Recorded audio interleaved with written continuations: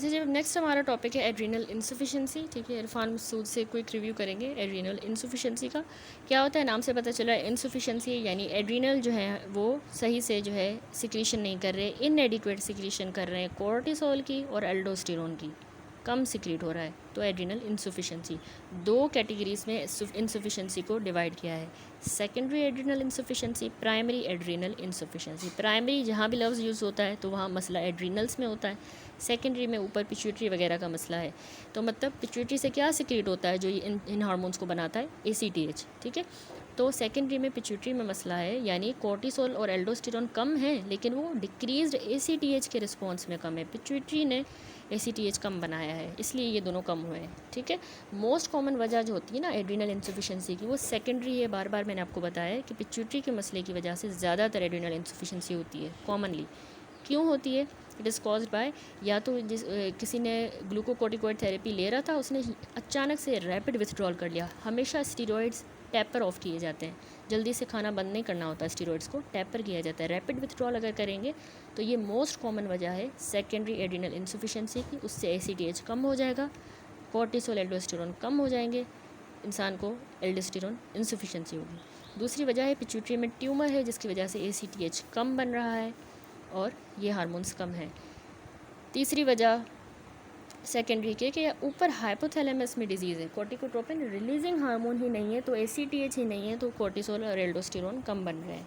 तो ये हो गए सेकेंडरी एड्रीनल इंसफिशेंसी। फिर प्राइमरी पे आ जाए।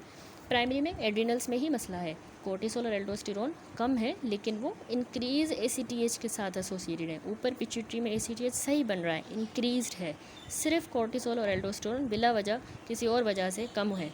क्यों कम है? उसमें फिर दो वजह हैं। अक्यूट अगर होगा, ऊपर मसला नहीं है, अभी क्यों ये कम सिक्रीट हो रहे हैं? अक्यूट में वाटर हाउस फ्रेडरिशन सिंड्रोम। ये क्या होता है? वाटर हाउस फ्रेडरिशन सिंड्रोम जो होता है ना, अक्यूट प्राइमरी एड्रीनोकोर्टिकल इंसफिशेंसी है, अक्यूट है, अचानक से होती है, एड्रीनल हेमरेज की वजह से होती है। ठीक है, ये बच्चों में मोस्ट कॉमन वजह है। और क्यों होती है? ये निजेरिया मेनिंजिटाइटिस, सेप्टिसीमिया हो जाती है ना, इन्फेक्शन हो जाता है निजेरिया मेनिंजिटाइटिस सेप्सिस की वजह से उनके एड्रीनल्स में बच्चों में हेमरेज होती है, उसकी वजह से उनके एड्रीनल्स कोर्टिसोल और एल्डोस्टेरोन बनाना कम कर देते हैं, प्राइमरी एड्रीनल इंसफिशेंसी हो जाती है। ठीक है, फिर उसमें हाइपोटेंशन होता है, BP लो हो जाता है और शॉक हो जाता है, क्योंकि ऑब्वियसली ये कम होंगे, साल्ट वाटर रिटेंशन नहीं होगी, BP लो होगा, शॉक में बच्चा चले जाएगा। इन्फेक्शन भी है, DIC होगी with wide spread purpura body पे बनेंगे। ठीक है, ये है वाटर हाउस फ्रेडरिशन सिंड्रोम। ठीक है, क्रोनिक एग्जाम्पल क्या है? प्राइमरी में 2-3 एग्जाम्पल, अक्यूट में वाटर हाउस, क्रोनिक एग्जाम्पल के क्यों एड्रीनल ये दोनों हार्मोन्स कम बना रहा है। क्रोनिकली उसमें आता है Edison disease. Edison disease detail में सारा इनाम दानिश से डिस्कस कर चुके हैं। क्या होता है एडिसन डिजीज़ में? ये इसको कहते हैं chronic but primary adrenal insufficiency. Chronic primary adrenal insufficiency होती है हमारी एडिसन्स डिजीज़। काफ़ी टाइम से वो कोर्टिसोल और एल्डोस्टेरोन नहीं बन रहा। क्यों नहीं बन रहा काफ़ी टाइम से? या तो TB है एड्रीनल्स की, जो कि कॉमन है डेवलपिंग कंट्री में, ऑटो इम्यून एड्रीनलाइटिस हुआ है, ये भी डेवलप्ड कंट्रीज़ में कॉमन है, एड्रीनल्स पे इम्यून अटैक हो जाता है। एड्स में मेटास्टेटिक कैंसर है कोई, वहाँ मेटास्टेसाइज हुआ है। ठीक है, और सेकेंडरी एड्रीनोकोर्टिकल इंसफिशेंसी वाले कॉजेज़ भी जो हैं एड्रीनल में क्रोनिक प्राइमरी इंसफिशेंसी करवाते हैं। कौन से? कि ग्लूकोकोर्टिकोइड की सेसेशन करना, लॉन्ग टर्म ग्लूकोकोर्टिकोइड ले रहा था, अचानक से बंद कर दिए, तो उसमें भी ये एडिसन डिजीज़ होती है, यानी कोर्टिसोल और एल्डोस्टेरोन एड्रीनल्स नहीं बना रहे होते। ये विथड्रॉ करने से ACTH कम हो रहा था, तो सेकेंडरी वाली भी हो रही थी इंसफिशेंसी भी, प्राइमरी भी हो रही है। तो ये प्राइमरी की भी क्रोनिक एड्रीनोकोर्टिकल इंसफिशेंसी में ये भी एग्जाम्पल है। दूसरी हाइपोथैलेमिक या पिट्यूटरी की ही डिजीज़ जो है एडिसन डिजीज़ भी करवाती है। ठीक है, तो अब सिम्टम्स क्या होते हैं एडिसन डिजीज़ के? इसमें पेशेंट को वीकनेस होगी, यानी एल्डोस्टेरोन कोर्टिसोल दोनों कम है, उसको जहन में रखते हुए आपने एडिसन के सिम्टम्स बताना है कि कोर्टिसोल भी कम है, एल्डोस्टेरोन भी कम है, साल्ट वाटर रिटेन नहीं हो रहा, तो BP लो है, orthostatic hypotension, weakness, fatigability, nausea, vomiting, diarrhoea, anorexia, weight loss, skin इनकी हाइपर पिगमेंटेड होगी। ठीक है, एड्रीनोकोर्टिकोट्रोपिक हार्मोन जो है वो ज़्यादा होगा, तो उसकी वजह से MSH भी ज़्यादा होता है, स्किन हाइपर पिगमेंटेड होगी। इलेक्ट्रोलाइट एबनॉर्मलिटीज़ में इनको हाइपर कैलीमिया, पोटेशियम ज़्यादा है, सोडियम कम, ठीक है, मेटाबॉलिक एसिडोसिस और हाइपोग्लाइसीमिया। ठीक है, ये इलेक्ट्रोलाइट इम्बैलेंस थोड़ी सी याद रखिएगा एडिसन डिजीज़ की, कि पोटेशियम ज़्यादा हो जाएंगे, सोडियम लेकिन कम हो रहा है, मेटाबॉलिक एसिडोसिस हो रही है, हाइपोग्लाइसीमिया, ब्लड शुगर भी कम हो रही है। ठीक है, एल्डोस्टेरोन क्योंकि नहीं है तो एल्डोस्टेरोन पोटेशियम को एक्सक्रीट कर रहा है, एक्सक्रीट नहीं हो रहा तो पोटेशियम ज़्यादा हो रहा है। सोडियम के लेवल क्यों कम हुए? क्योंकि एल्डोस्टेरोन कम है तो सोडियम यूरिन में लॉस हो रहा है। ठीक है, और कभी कभार इसके साथ ADH भी जो है ना, क्योंकि हाइपोवोलीमिया है, साल्ट वाटर रिटेन नहीं हो रहा, हाइपोवोलीमिया है, तो ADH पे ज़्यादा सिक्रीट होता है, तो ADH ने भी सोडियम को कम किया है। ठीक है, और मेन वजह ये है कि एल्डोस्टेरोन कम है तो सोडियम यूरिन में लॉस हो रहा है, रीअब्जॉर्ब नहीं हो रहा। मेटाबॉलिक एसिडोसिस इसलिए कि ब्लड pH भी अल्टर हुई है, हाइड्रोजन आयन की एक्सक्रीशन कम हो गई है, बायकार्ब रिजॉर्ब ज़्यादा हो रहे हैं क्योंकि एल्डोस्टेरोन कम है, तो बायकार्ब ज़्यादा हो रहे हैं, तो इसलिए हाइड्रोजन आयन की एक्सक्रीशन कम हो गई और बायकार्ब की रिजॉर्प्शन कम हो गई है, तो इसलिए एसिडोसिस हुआ है। हाइपोग्लाइसीमिया कोर्टिसोल की डेफिशिएंसी की वजह से हाइपोग्लाइसीमिया। अच्छा, यहाँ पर क्लिनिकल ट्रायल है जिसमें primary versus secondary adrenal insufficiency को उसने एक्सप्लेन किया। प्राइमरी मैंने आपको हमेशा बताया, जहाँ पर इसमें एग्जांपल आती है एडिसन डिजीज़, मसला एड्रीनल्स में होता है, एड्रीनल ग्लैंड डैमेज हुए हैं, ऑटो इम्यून या कोई भी वजह, सारी वजह आते हैं, TB वगैरह, मेटास्टेसिस, एड्स, तो एड्रीनल्स की वजह से जो है वो इंसफिशिएंसी हुई है, एल्डोस्टेरोन कोर्टिसोल नहीं बन रहे। ठीक है, सेकेंडरी एड्रिनल इंसफिशिएंसी में फिर क्या होता है कि ACTH नहीं बन रहा, पिट्यूटरी में मसला है, तो उसकी वजह से फिर कोर्टिसोल नहीं बन रहा। ठीक है, तो इन कंट्रास्ट टू प्राइमरी, जो सेकेंडरी है ना, सेकेंडरी में ACTH कम होगा, नहीं बनेगा, स्किन पर पिगमेंटेशन इसीलिए नहीं होगी क्योंकि ACTH ही नहीं है, तो सेकेंडरी में पिगमेंटेशन नहीं मिलती, यहाँ प्राइमरी में हमें स्किन पिगमेंटेशन मिलती है, और इसमें हाइपरकेलीमिया भी नहीं होगा सेकेंडरी में। क्यों हाइपरकेलीमिया क्यों नहीं होगा? एक तो पिगमेंटेशन क्यों नहीं है, स्किन पिगमेंटेशन इसलिए क्योंकि ACTH जो है लो है। ठीक है, तो ACTH इतना नहीं है जो मेलानिन की प्रोडक्शन को स्टिमुलेट करे, पिट्यूटरी से ACTH लो है, तो ये फीचर प्राइमरी में हमें मिलता है पिगमेंटेशन, यहाँ पर नहीं है पिगमेंटेशन। और यहाँ हाइपरकेलीमिया क्यों नहीं होती सेकेंडरी में? यहाँ प्राइमरी में हो रही थी हाइपरकेलीमिया, पोटेशियम ज़्यादा था, यहाँ सेकेंडरी में इसलिए नहीं होगी क्योंकि सेकेंडरी में एल्डोस्टेरोन तो प्रिजर्व्ड है ना, मसला तो ACTH का, ACTH कम बन रहा है। ठीक है, लेकिन एल्डोस्टेरोन की प्रोडक्शन प्रिजर्व है क्योंकि रेनिन एंजियोटेंसिन एल्डोस्टेरोन सिस्टम जो है वो भी तो साथ में होता है जो एल्डोस्टेरोन की सिक्रीशन करवाता है, अदर देन ACTH, सिर्फ ACTH पे रिलाई नहीं करता, तो इसीलिए सोडियम और पोटेशियम का बैलेंस जो है ना इतना सिवियरली अफेक्ट नहीं होता सेकेंडरी में। ठीक है, क्योंकि विरास सिस्टम भी है दूसरा साइड में, तो इसलिए इतना सिवियर, इसीलिए हाइपरकेलीमिया भी इसमें एब्सेंट होती है। ठीक हो गया, यानी एल्डोस्टेरोन की सिक्रीशन के लिए ACTH तो है लेकिन माइनर रोल प्ले करता है। प्राइमरी रेगुलेटर जो है एल्डोस्टेरोन को बनाने का वो है एंजियोटेंसिन 2 जो कि रास सिस्टम में। ठीक है, तो रास सिस्टम भी है, तो इसलिए इसमें हाइपरकेलीमिया नहीं होगी, रास सिस्टम एल्डोस्टेरोन बनाएगा सेकेंडरी वाली में, सेकेंडरी एड्रिनल इंसफिशिएंसी में। ठीक है, और हाइपरकेलीमिया नहीं मिलता। अब देखिए डायग्नोसिस कैसे करेंगे हम, एड्रिनल इंसफिशिएंसी को कैसे डायग्नोज करते हैं कि वो बेशक प्राइमरी है या सेकेंडरी इंसफिशिएंसी है।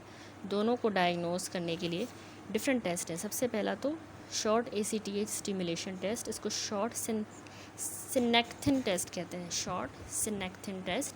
इसमें क्या होता है 250 माइक्रोग्राम हमने ACTH इंट्रामस्कुलर इंजेक्शन लगाना होता है, कभी भी डे में लगा सकते हैं 250 माइक्रोग्राम। ठीक है, इंट्रामस्कुलर लगाएंगे, फिर हम ब्लड सैंपल लेंगे कोर्टिसोल के लिए, प्लाज्मा कोर्टिसोल के लिए 0 और 30 मिनट पे देखेंगे, ब्लड सैंपल लेंगे।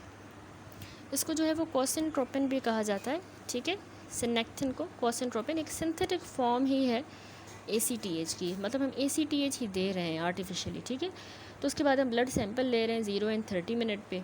ठीक हो गया, ACTH इंजेक्शन जो है कह रहा है कि 0 और 30 मिनट पे हमने फिर प्लाज्मा कोर्टिसोल और ACTH के लेवल देखने हैं। नॉर्मल क्या है, अगर हम जैसा अगर नॉर्मल इंसान है तो अगर हमने सिनेक्थिन दिया था यानी ACTH दिया तो 0 और 30 मिनट पे जब हम सैंपल लेके चेक करेंगे तो नॉर्मल में कोर्टिसोल बढ़ेगा। ऑब्वियसली ACTH दिया है तो कोर्टिसोल कितना बढ़ेगा, मोर देन 500 नैनोमोल पर लीटर, यानी आप इसको 18 माइक्रोग्राम पर डेसीलीटर भी कह सकते हैं। मोर देन 18 माइक्रोग्राम पर डेसीलीटर उसका कोर्टिसोल बढ़ेगा ACTH के रिस्पॉन्स में नॉर्मली। मोर देन 500 नैनोमोल पर लीटर जो है कोर्टिसोल इंक्रीज़ होना चाहिए। लेकिन जिसको एड्रीनल इनसफिशिएंसी, एड्रीनल कोर्टिसोल को और एल्डोस्टेरोन को नहीं बना पा रहा, कोई भी इशू है प्राइमरी या सेकेंडरी, एड्रीनल इनसफिशिएंसी में ACTH देने पर कोर्टिसोल इंक्रीज़ नहीं होगा। दोनों प्राइमरी सेकेंडरी दोनों में इंक्रीज़ नहीं होगा अगर इनसफिशिएंसी होगी, ठीक है। ACTH देने पे ये इंक्रीज़ नहीं मिलेगा हमें। तो प्राइमरी अगर एड्रीनल इनसफिशिएंसी मतलब एड्रीनल में मसला होगा तो साथ में कोर्टिसोल तो नहीं बढ़ा लेकिन ACTH हमें हाई मिलेगा, क्योंकि मसला पिट्यूटरी में नहीं है और कंपनसेटरी जो है वो हमने कोर्टिसोल क्योंकि हमने ACTH दिया है। तो प्राइमरी एड्रीनल इनसफिशिएंसी में एड्रीनल ग्लैंड फेलिंग होते हैं तो पिट्यूटरी ना कंपनसेट करेगा, एक्सेसिव अमाउंट ACTH बनाएगा तो वो हमें हाई मिलेगा। लेकिन सेकेंडरी में मसला पिट्यूटरी में है तो हमें ACTH भी लो मिलेगा, ठीक है। कोर्टिसोल तो बड़ा नहीं लेकिन ACTH भी लो होगा सेकेंडरी में। अब ट्रीट कैसे करें, एड्रीनल इनसफिशिएंसी है तो ऑब्वियसली हार्मोन्स की डेफिशिएंसी तो हार्मोन देंगे। तो प्राइमरी एड्रीनल इनसफिशिएंसी एड्रीनल्स वाले मसले में हम ग्लूकोकॉर्टिकॉइड भी देंगे, मिनरलोकॉर्टिकॉइड भी देंगे। ग्लूको में हाइड्रोकोर्टिसोन यानी कोर्टिसोल ड्रग ऑफ चॉइस है, मिनरलों में हम फ्लूड्रोकोर्टिसोन देते हैं, ठीक है। सेकेंडरी एड्रीनल इनसफिशिएंसी जो है जिसमें मसला पिट्यूटरी में था उसमें सिर्फ हमने ग्लूकोकॉर्टिकॉइड देना होता है, ठीक है। ये इंपॉर्टेंट पॉइंट है क्योंकि जो मिनरलोकॉर्टिकॉइड है वो हम नहीं देते क्योंकि वो ACTH डिपेंडेंट नहीं है। जैसा कि मैंने आपको पहले बताया कि एल्डोस्टेरोन की सिक्रीशन सिर्फ ACTH पे डिपेंड नहीं करती है, रास सिस्टम भी है जो उसको करेगा। तो रास इसको बना रहा है तो मिनरलोकॉर्टिकॉइड देने की ज़रूरत नहीं है सेकेंडरी में, इसमें सिर्फ ग्लूकोकॉर्टिकॉइड देंगे, ठीक है।